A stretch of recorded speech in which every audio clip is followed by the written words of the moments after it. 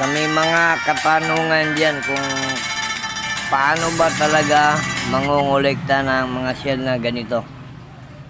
Ang mga ganito pong shell sa ngayon medyo wala na siguro tayo makikita ang may laman o may buhay. Kaya ang pangongolekta ko po pasimple-simple lang po. Pag mapunta po tayo ng dagat, mamasya lang po tayo sa mga bahay-bahay dyan. Kasi ang mga ganito, nung unang panahon pa po ito nakain nila. Yan. Yung isang ito, tingnan nyo. Nakita ko ito. Nilalagyan ito ng tanim. Bulaklak. Ewan kung makikita, may butas dito. Lalagyan ng kanilang nylon para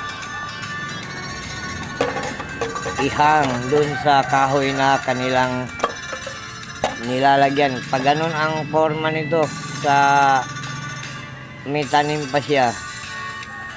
Pero nang madatnan ko ito, nasa lupa na, nakatiwang-wang na, hindi na nila ginagamit. Pero may lupa pa sa loob. Sikreto po dito, mat lang po. Gumamit po tayo ng mat. Kahit saan po, sa mga ganitong pangongolekta ng mga kung ano-ano, ginagamit po natin ay mat.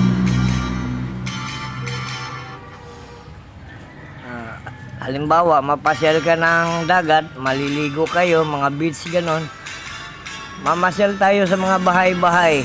Ngayon, gamitin natin ang ating mata. Mat po yun. Magagamit ang mat doon. Ngayon, pag may makikita na tayong mga nakatiwangwang ng mga shell na ganito, katulad nito, ayan, nasa ano lang nila, gilid-gilid ng bahay, doon magagamit ang mat. Kinakaibigan ko kagad, tinatanong-tanong ko, ganda ng lugar ninyo, mabuti napasyal kami rito, ganon.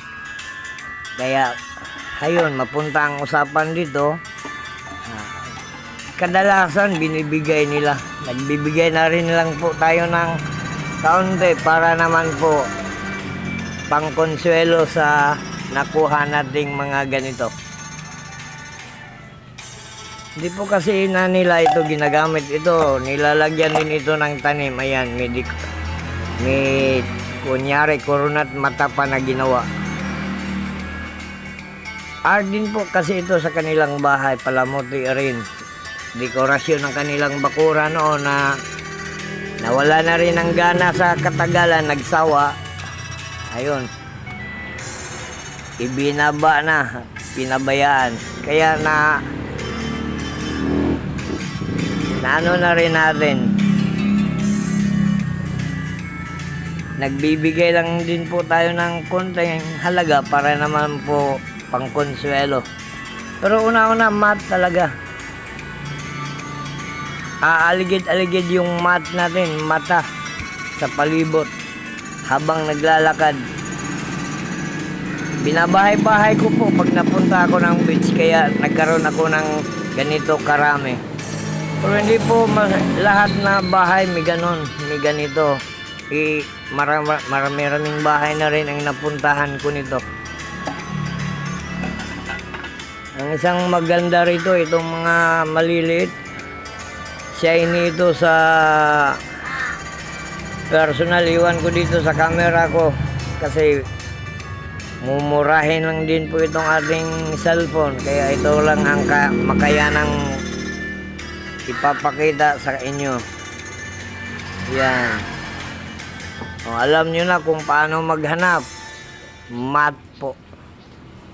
Gamitin nyo ang mat habang naglalakad sa mga baybayin.